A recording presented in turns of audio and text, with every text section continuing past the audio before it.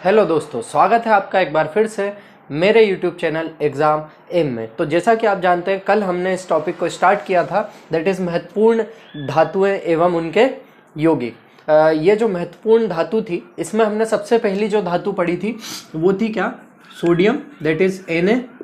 Sodium के बारे में हमने पढ़ा था और इसके कौन कौन से यौगिक होते हैं ये हमने जाना था। आज के इस वीडियो में हम जानने वाले हैं कि अब इन यौगिकों के असल में उपयोग क्या क्या होते हैं। तो बिना देरी करते हुए चलिए शुरू करते हैं। तो सोडियम जो था, इसका हमने सबसे पहला जो यौगिक बनाया था उसका नाम था क्या? नमक, जिसको हमने क्या बोला? Sodium chloride. इसका सूत्र क्या था? NaCl। जी हाँ दोस्तों, सोडियम Na और Cl क्लोराइड, दैट इज नमक, जो कि हम डेली भोजन में उपयोग करते हैं। इसीलिए इसका जो सबसे पहला यूज है ये क्या है? भोजन में। दूसरा जो यूज है इसका क्या होता है? खाद्य पदार्थों के परीक्षण में इसका यूज करा जाता है कि खाद्य पदार्थ जितने भी होते हैं ये शुद्ध हैं या नहीं है। अगला, इससे वॉशिंग सोडा भी बनाया जाता है। वॉशिंग सोडा, जिससे हम चीज़ों को धोते हैं, जो कि कई सारी चीज़ों को क्लीन करने के, साफ करने के काम में आता है। वॉशिंग सोडा का भी निर्माण इसी से होता है। अगला हम देखते हैं क्या? Bleaching powder. ये जो ब्लीचिंग पाउडर होता है, इसके अंदर भी काय का उपयोग किया जाता है? NaCl, दैट इज नमक। अगला क्वेश्चन हम देखते हैं, मतलब अगला हम देखते हैं कौन सा यौगिक था हमारा। ये था सोडियम हाइड्रोक्साइड। सोडियम हाइड्रोक्साइड जो था, इसका सूत्र क्या था? NaOH, जिसको हम किस नाम से जानते हैं? कास्टिक सोडा के नाम से। अब कास्टिक सोडा का कहाँ कहाँ पर उपयोग होता है, ध्यान से देखिएगा। साबुन, दूसरा कागज में, कागज बनाने के लिए भी कास्टिक सोडा का उपयोग होता है। तीसरा, कृत्रिम रेशम बनाने के लिए इसका उपयोग करा जाता है। और तेल एवं वसा के निर्माण में भी कास्टिक सोडा का निर्माण किया जाता है। अगला हम देखते हैं कौन सा यौगिक था? Sodium carbonate. Sodium carbonate Na2CO3, इसको हम धावन सोडा या धोवन सोडा के नाम से भी इसको जानते हैं। ये सबसे पहली बात क्या करता है? कठोर जल के मृदुकरण में ये काम आता है। कठोर जल का मतलब कि जब जल जो होता है, आप ये बोल सकते हैं कि जब बारिश होती है उस समय पर भी जो जल होता है ये डिस्टिल्ड वाटर या कठोर जल होता है। हमारा जो नॉर्मल जल जो होता है, इसका फॉर्मूला क्या होता है? H2O। पर जो कठोर जल होता है उसका फॉर्मूला होता है D2O। ये असल में क्या होता है? हाइड्रोजन का सम स्थानिक इसके अंदर आ जाता है। तो ये जो कठोर जल है, इसको वापस इसका मृदुकरण करने के काम भी क्या आता है? सोडियम कार्बोनेट आता है। और कांच के निर्माण में भी ये काम आता है।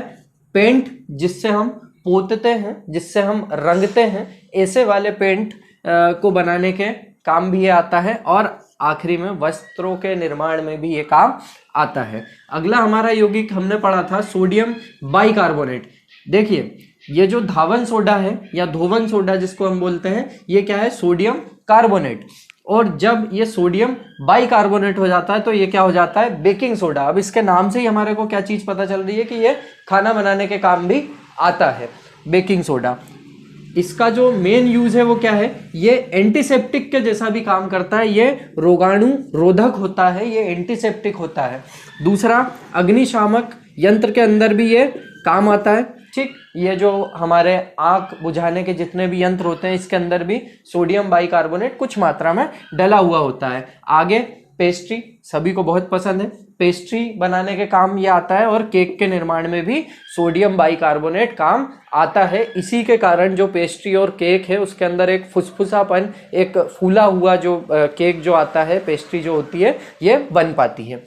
आखिरी वाला हमारा हमने जो पढ़ा था यौगिक, इसका नाम था क्या? Sodium thiosulphate. सोडियम थायोसल्फेट, इसको हमने हाइपो के नाम से जाना था। और इसका जो सूत्र है वो क्या है? Na2S2O3 5H2O। और ये जो हाइपो है, मैंने कल के दिन बताया था कि ये किस में काम आता है? फोटोग्राफी में, फिल्म स्थायीकरण में ये काम में आता है।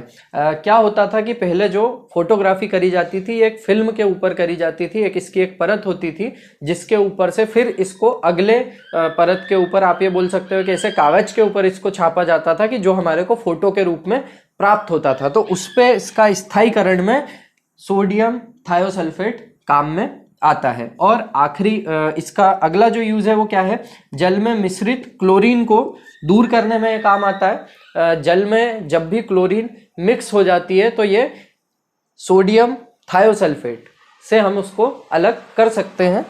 आखिरी में चांदी एवं स्वर्ण के निष्कर्षण में ये काम आता है। तो दोस्तों इतने इन यौगिकों के उपयोग थे।